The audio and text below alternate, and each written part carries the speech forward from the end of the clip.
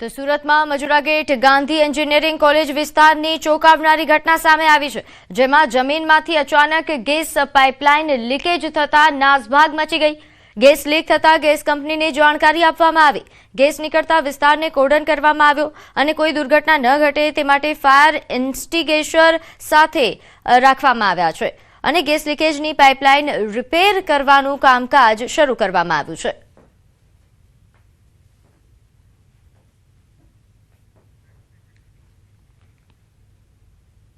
તો સુરતમાં નવસારી રોડ પર આવેલી માધવ પાર્ક સોસાયટીના ખુલ્લા મેદાનમાં અચાનક આગ લાગવાની ઘટના સામે આવી છે। ખુલ્લા મેદાનમાં પડેલા કચરામાંથી આગ ભભૂકી ઉઠતા આસપાસના વિસ્તારમાં અફરાતફરીનો માહોલ સર્જાઈ ગયો।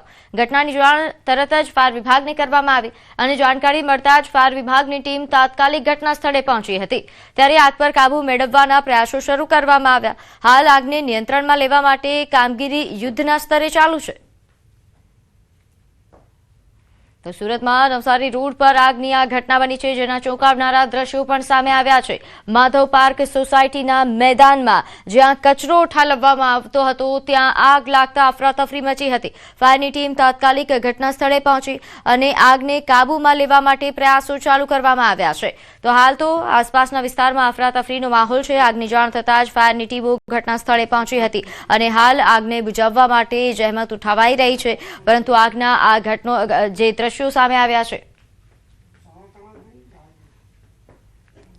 તો આગળ વાત કરીએ, સુરતમાં પોલીસના બિફોર અને આફ્ટર પેટર્નનો વ્યંગ કરતા યુવકોનો એક વિડીયો વાયરલ થઈ રહ્યો છે, જેમાં કેટલાક યુવકો દ્વારા સુરત પોલીસના કથિત બિફોર આફ્ટર પેટર્નનો વ્યંગ કરવામાં આવી રહ્યો છે।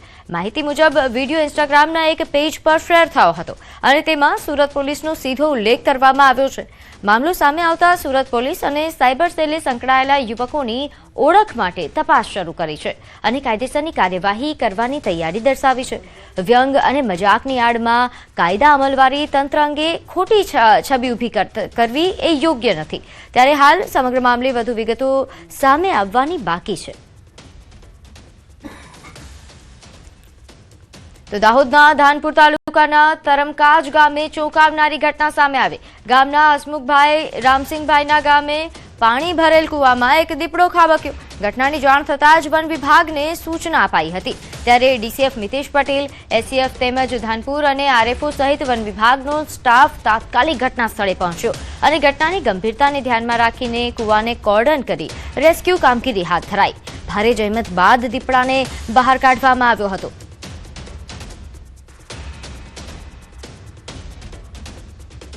તો આ રેસ્ક્યુના દ્રશ્યો પણ સામે આવ્યા છે। ખૂબ જ જહેમત બાદ આ દીપડાને બહાર કાઢવામાં આવ્યો। અહીં પાણી ભરેલા કૂવામાં દીપડો ખાબક્યો હતો, જેની જાણ સ્થાનિકોને થતાં વન વિભાગને જાણ કરવામાં આવી અને વન વિભાગની ટીમ એ તાત્કાલિક ઘટના સ્થળે પહોંચી હતી અને ભારે જહેમત બાદ રેસ્ક્યુ ઓપરેશન કરવામાં આવ્યું અને દીપડાને હેમખેમ બહાર કાઢવામાં આવ્યો છે।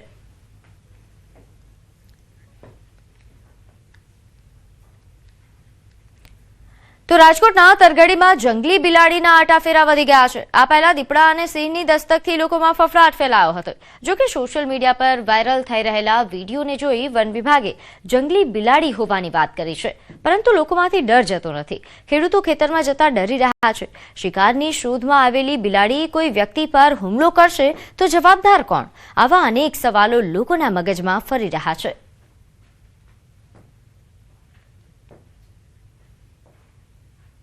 તો મધ્યપ્રદેશના સાગરમાં રખડતા શ્વાને આતંક મચાવ્યો છે। શહેરીમાં આવતા જતા લોકો પર શ્વાન દ્વારા હુમલો કરાય છે। સીસીટીવીમાં એક શ્વાન બાળકીનું ફ્રોક ખેંચી જતો દેખાઈ રહ્યો છે, તો 4 શ્વાન એક સાથે ગાયના વાછરડા પર હુમલો કરી રહ્યો છે અને અહીં શહેરમાં દરરોજ સરેરાશ 25 શ્વાન કરડવાના બનાવો નોંધાઈ રહ્યા છે। પાલતુ શ્વાનના હુમલામાં પણ વધારો થયો છે, જેમાં અનેક ગંભીર ઘટનાઓ નોંધાઈ છે। મહાનગરપાલિકા દ્વારા કોઈ નક્કર વ્યવસ્થા કરવામાં આવતી નથી। સાગરના મધુકર શાહ વોર્ડના સીસીટીવી ફૂટેજ સામે આવ્યા છે, જે ખૂબ જ ચોંકાવનારા છે।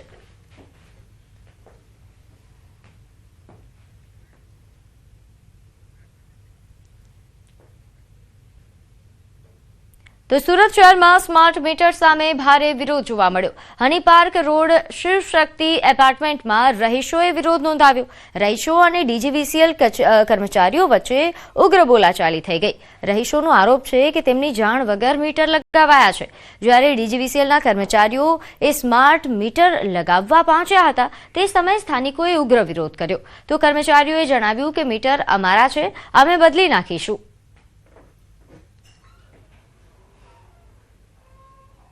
નાખ્યા છે એની પરમિશન મારી પાસે છે નહીં અને મારા પૂછવા વગર એમણે મીટર નાખી દીધા છે અને મેં એમ કેવું છું કે મારે પૂછવા વગર તમે મીટર કેમ નાખ્યા, મારા મીટર કાઢી નાખો, તો એ લોકો ના પાડે છે. મારે આ મીટર જોઈતા નથી, મને પૂછવા વગર કર્યું શું કામ? મારી સહી નથી, મને પૂછ્યું નથી, તો કેવી રીતે કરી શકો છો?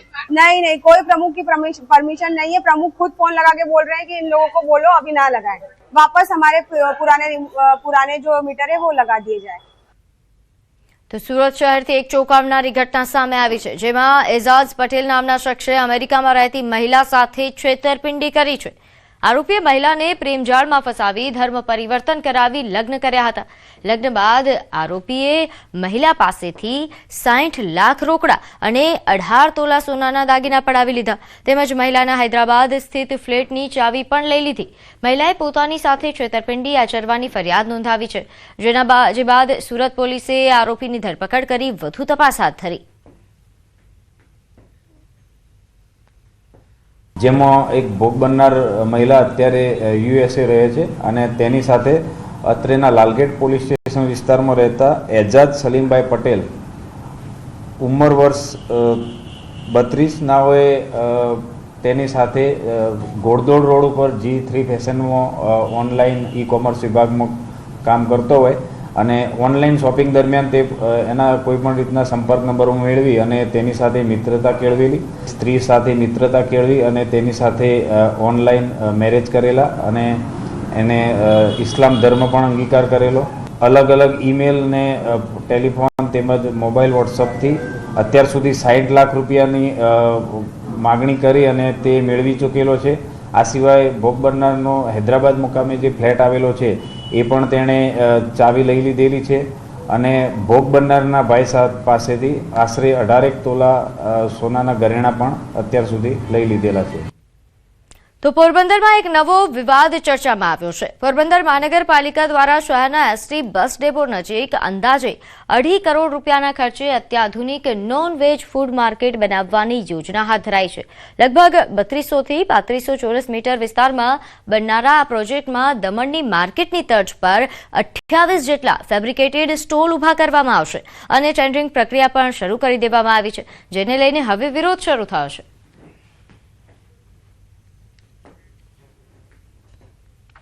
પોરબંદર કોર્પોરેશન દ્વારા અત્યારે જે બંદર રોડ પર જે ભંગાર માર્કેટ આવેલું છે ત્યાં એની પાછળ કોર્પોરેશનનો એક પ્લોટ આવેલો છે. અંદાજે 3200 ચોરસ મીટર જેટલી જગ્યા છે, ત્યાં નોનવેજ માર્કેટ ડેવલપ કરવાનું આયોજન હાથ ધરવામાં આવેલું છે.